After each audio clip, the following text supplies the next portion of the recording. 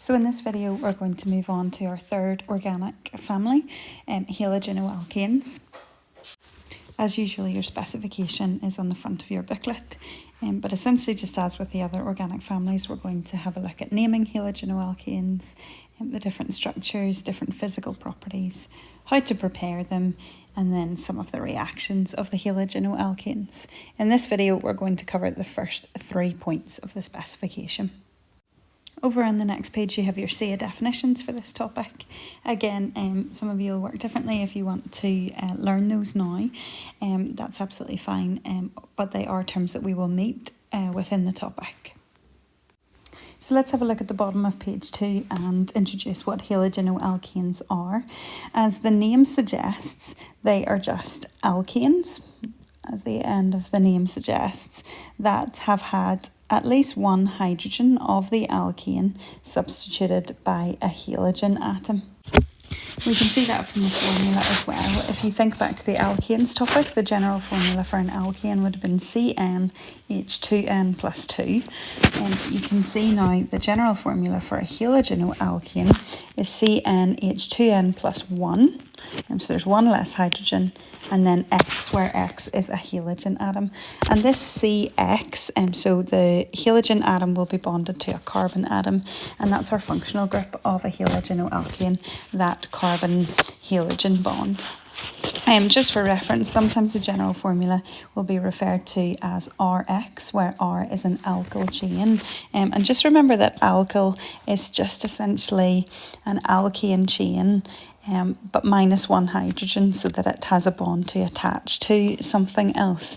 So, for example, we've met this before, methyl. And we've met this in terms of our substituents.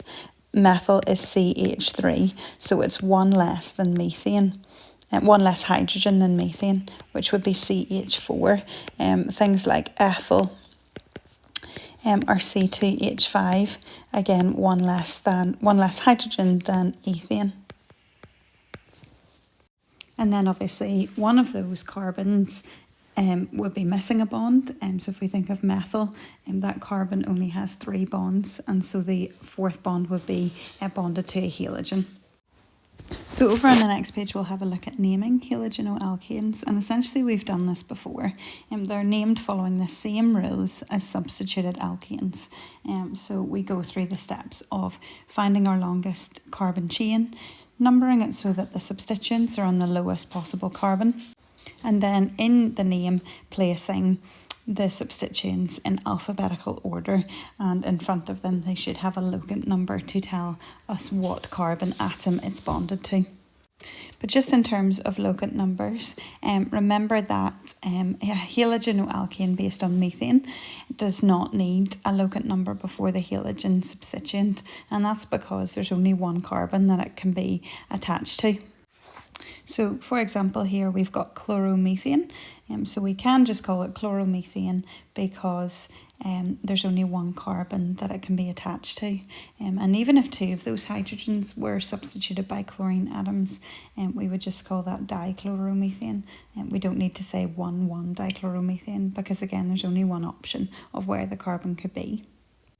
Secondly, all halogenoalkanes with up to 2 carbon atoms, but just one halogen atom, that is important. Just one halogen atom. Also don't need a locant number for the halogen atom. If there's more than one halogen atom, then we do, because there's an option of whether they're on both on carbon 1, say if there's 2 halogens, or one is on carbon 1 and one is on carbon 2.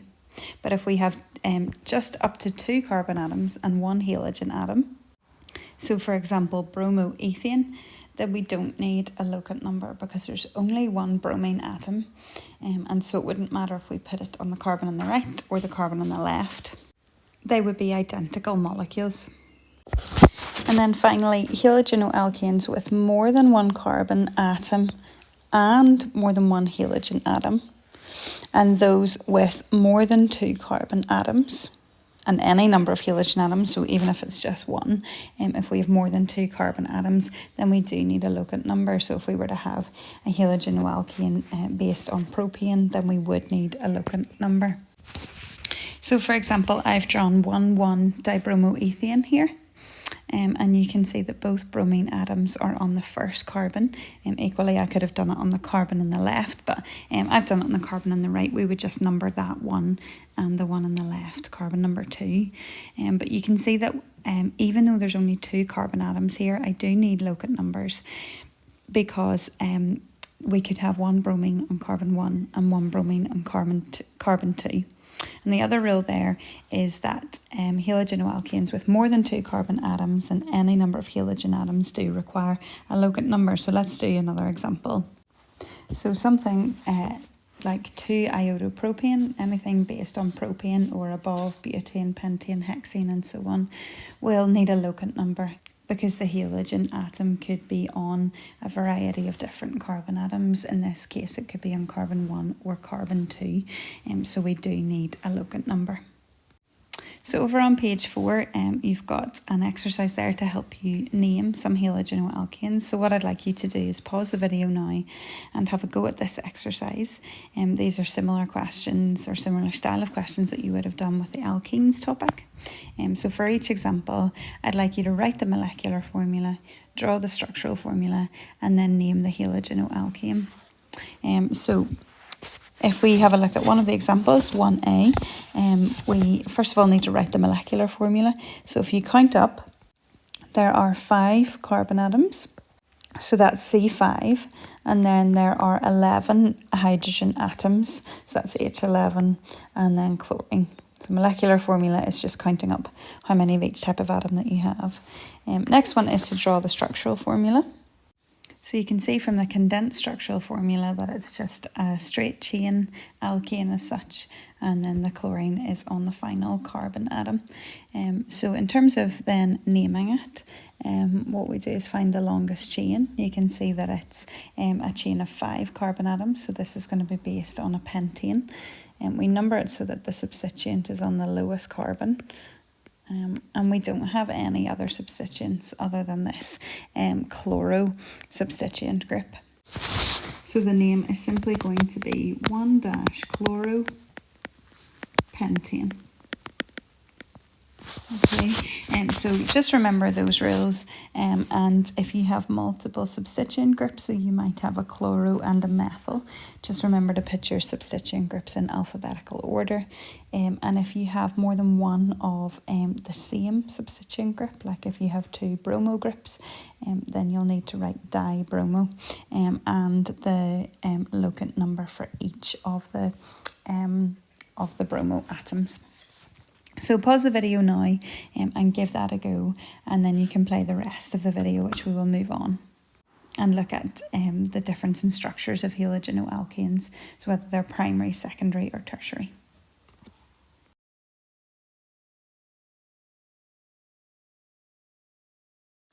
So over on page 5, we're going to have a look at the structural differences of halogenoalkanes, and this is very similar to what we met in our previous topic of alkenes when we were talking about primary, secondary and tertiary carbocations. So similarly, we can have primary, secondary or tertiary halogenoalkanes based on the other atoms bonded to the carbon atom to which the halogen is bonded. That's a very wordy sentence. It'll make more sense when we look at an example.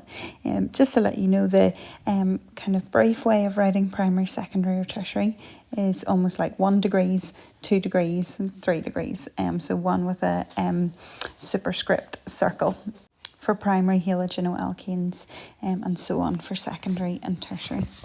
So the simple way to work out the type of halogenoalkane is to count the alkyl groups, or in other words the carbon atoms bonded to the carbon atom which has the halogen bonded to it. So in other words, find the carbon atom which has the halogen bonded to it and see how many carbon atoms that is bonded to, so how many other carbon atoms that carbon atom is bonded to. Your definitions of primary, secondary and tertiary halogenoalkanes are on page 2. I'll maybe write one of these as we go down, but it is important to learn those if you were preparing for an exam in this. It's really common for them to ask you what is the definition of a primary, secondary or tertiary halogenoalkane. So let's have a look at primary halogenoalkanes first of all. If the carbon atom bonded to the halogen atom has none or one alkyl groups bonded to it, or in other words, none or one other carbon atom bonded to it, then the halogenoalkane is a primary halogenoalkane. So if you were determining whether a halogenoalkane was primary, secondary or tertiary, I would highlight the carbon that the halogen is attached to. So you can see here it's carbon number 1, bromoethane. So there's the halogen and there's the carbon that it's attached to. And then what you want to do is count how many alkyl groups or how many other carbon atoms it's bonded to. So that's your central carbon atom. And you can see that it's attached to one other carbon atom or one alkyl group. You can see this box has been drawn around the alkyl group. So it depends what way you best see it in terms of alkyl groups attached or other carbon atoms bonded to it. So you can see I have written the SIA definition. You can write this in if you wish, or page 2 is referenced. So a primary halogenoalkane is a halogenoalkane which has one carbon atom directly bonded to the carbon atom that is bonded to the halogen. Bit of a mouthful, but hopefully it does make sense. The definition on page 2 does state that the exception to this rule is halomethanes. In other words, methanes will have no hydrogens attached to it, which we'll see here in the example with iodomethane. You can see the carbon attached to the halogen atom is iodine in this case. And there's no other carbons attached to that carbon atom, but this is still what we call a primary halogenoalkane because it has no or one alkyl groups or no or one carbon atoms directly attached to it. And there's one other example there, 1-bromobutane. Here's the carbon attached to the halogen group. And then if we count how many other carbon atoms it's bonded to just one other carbon atom or one alkyl group here. So it's a primary halogenoalkane. Then if we move on to secondary halogenoalkanes, the SIA definition is that a secondary halogenoalkane is one which has two carbon atoms directly bonded to the carbon atom that is bonded to the halogen. So once you've learnt one of these definitions, you can see that the rest are very similar.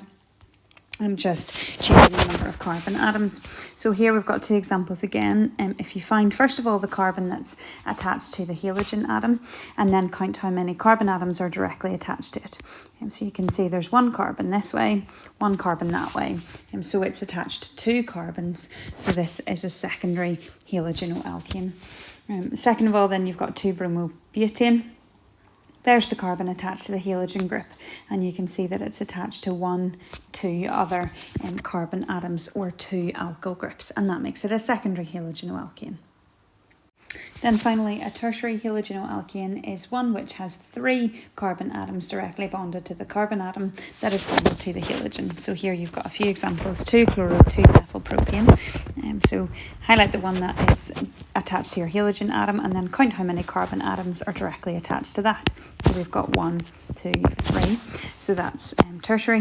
And then 3-bromo, 3-methylpentane. You've got your carbon attached to the halogen there, and it's directly attached to 1, 2, 3 carbon atoms. So that makes it a tertiary halogenoalkane. So to put that into practice, we've got a question here.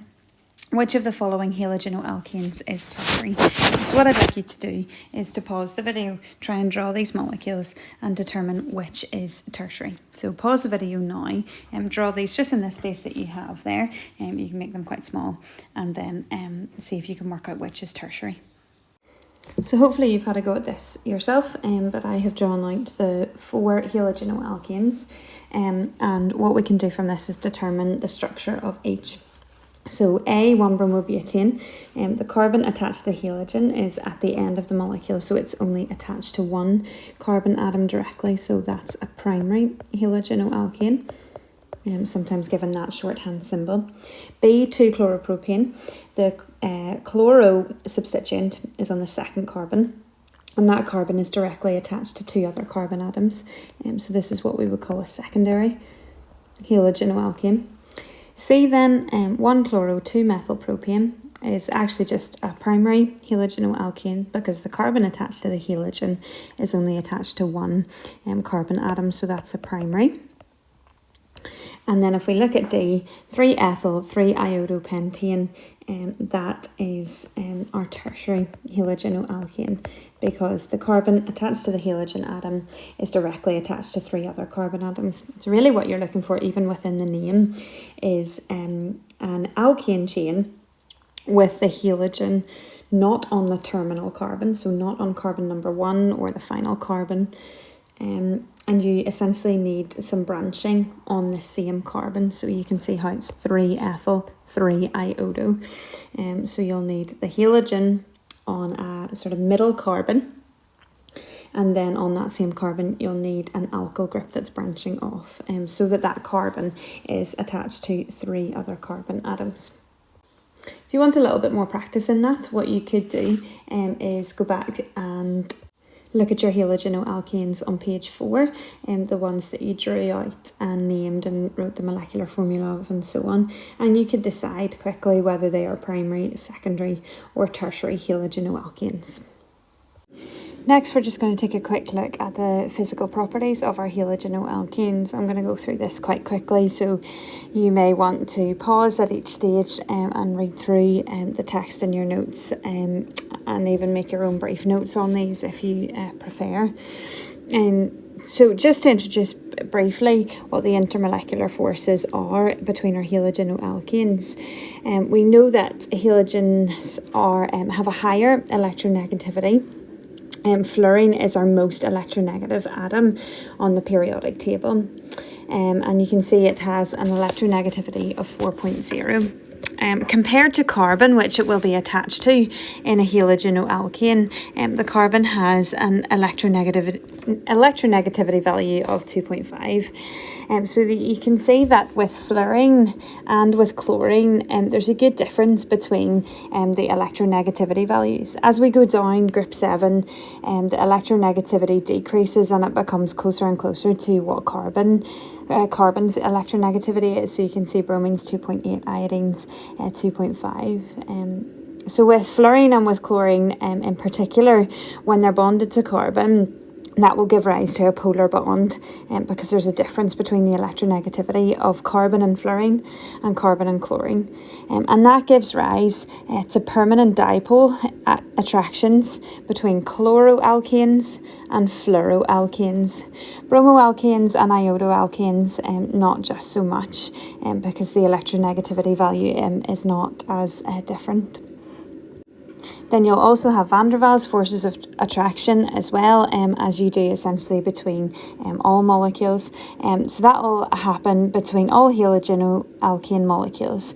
And just to note as well, if the molecule is symmetrical and has equal polar bonds, for example tetrachloromethane, then it may be nonpolar, and even though there's polar bonds within the molecule, because those essentially cancel out and the molecule is nonpolar overall, the only forces of attractions might be van der Waals forces. So just bear that in mind. Think about the structure of the halogenoalkane before you decide what intermolecular forces there are. So let's have a look at the impact of those intermolecular forces on boiling point, so a physical property of boiling point. What we find is that the boiling point of chloroalkanes and fluoroalkanes are higher than those of alkanes of similar RMM. So if you take a look here at 1-chlorobutane, it has an RMM of 92.5, and you can see its boiling point is 78.5. If we compare that value to 2 alkanes of similar RMM, it's hard to get one that's just about right, but pentane that's just a straight chain alkane with no halogen substituent. It has an RMM of 86 and a boiling point of 36.1. So that's obviously the RMM is a little bit lower than 1-chlorobutane. So we would expect 1-chlorobutane to have a higher boiling point anyway because of increased van der Waals. But if we look at hexane, it has an RMM slightly higher than that of our 1-chlorobutane, and it has a boiling point just of 68.7 degrees Celsius. So by RMM, by van der Waals only, hexane should have a higher boiling point, but because of the presence of this chlorine atom, we have a higher boiling point, and that's because of the permanent dipole attractions that we just were talking about there between chloroalkanes and fluoroalkanes, and because of the difference in electronegativity between carbon and chlorine and carbon and fluorine. And so therefore the boiling point is higher due to the energy we've got to put in to break those permanent dipole attractions, which are stronger than van der Waals forces. Then if we compare the halogenoalkanes of methane, if we look at what happens if we change the halogen substituent, so what will happen here, we're comparing chloromethane with bromoethane and iodomethane, so you're just changing your halogen substituent, and what you can see is that the boiling point increases as we change from chloro to bromo to iodo, and that's essentially because we're increasing the RMM. The halogens get heavier as we go down the group there, RMM increases, and therefore the number of electrons will increase, and that leads to greater van der Waals forces between our molecules. The next comparison we want to make is of halogenoalkanes with different chain lengths, and this is exactly the same trend as we saw with alkanes, that essentially as the carbon chain gets longer, the boiling points of the halogenoalkanes increases, again because of a higher RMM, which leads to more electrons, more instantaneous and induced dipoles, and greater van der Waals forces between our molecules, which will take more energy to break. So you can see here, we're going from chloromethane, chloroethane, chloropropane, chlorobutane, and the primary halogenoalkane of each of those. And you can see the boiling point increases as the chain length of the carbon chain length increases because of increased van der Waals. The next comparison that we're going to make is of halogenoalkanes of different structures, so primary, secondary, etc. And what we find is that secondary halogenoalkanes have slightly lower boiling points than their 1-chloroisomers. So if we just move that chloro group or bromo group or whatever it is to the first carbon in the chain. So if the halogen group is in the middle of the carbon chain, that's going to make the halogenoalkane have a slightly lower boiling point than if it was just on the terminal carbon. And you can see here we've compared a couple. So we've got 1-chloropropane with a boiling point of 47 degrees, 2-chloropropane, exactly the same RMM because they have the same number of atoms, just arranged differently. And you can see the boiling point is brought down to 36. Same thing if we compare 1-chlorobutane with 2-chlorobutane, the boiling point decreases from 79 to 68. And the reason why this is similar to the effect of branching in alkanes, and due to the fact that when we put our halogen group on a middle carbon in the chain, then it won't, the molecules can't get as close together, which prevents interaction between the molecules and therefore reduces the van der Waals forces. So the further apart neighbouring molecules are, the less strong the interactions will be between those molecules. So you can see I have drawn 1-chloropropane here on the right, and I have drawn 2-chloropropane here on the left. And you can see that because of the chloro atom, which is much bigger than a hydrogen atom, in 2-chloropropane the molecules can't get as close together. So you can see the red squiggly lines that represent my van der Waals forces, and they're more essentially stretched out, they're weaker. Because the molecules can't get as close together. Whereas in 1-chloropropane on the right, the molecules can get closer together because that large chlorine group is on the end of the molecule, and therefore it's just the hydrogens that are kind of lining up, and they can get closer together because they are smaller. So similar to the effect of branching in an alkane, essentially the closer the molecules can get, the stronger the van der Waals, the higher the boiling point. So if we put our halogen group in the middle of the molecule, our halogenoalkane molecules can't get as close together, and therefore boiling point will be lower. Next physical property then, if we move on from boiling point to solubility, it says here the presence of the electronegative halogen atom causes the molecules to be polar. Therefore, halogenoalkane molecules, and certainly of fluoroalkanes and chloroalkanes, they can interact with water molecules via dipole-dipole forces, and that's been shown up here. So these are your dipole-dipole interactions of our chloromethane with water. However, that would suggest that these alkanes, halogenoalkanes, were soluble in water. But because the hydrogen bonds between water molecules are much stronger, which are these interactions here, the halogenoalkanes do not dissolve in water, because essentially what we would need is this first dipole-dipole interaction to be stronger than the hydrogen bonds between the water molecules in order for it to disrupt the bonding or the intermolecular forces between the water molecules, and therefore the hydrogen bonded structure of water remains largely interrupted. So they might be slightly soluble in water, but overall we describe them as insoluble in water or immiscible with water. So therefore liquid halogenoalkanes form two distinct layers with water, as they are immiscible, and they're more soluble in organic solvents instead. So essentially, yes, there will be some dipole-dipole interaction between particularly chloroalkanes and fluoroalkanes, but that's not strong enough to disrupt the hydrogen bonding between water, and therefore it is largely insoluble. In terms of smell, halogenoalkanes have a sweet, slightly sickly smell. That's how you describe them. And if you were to do that, describe them in a practical exam, that's how you would describe them. Or it could just be a 1-mark question in an exam.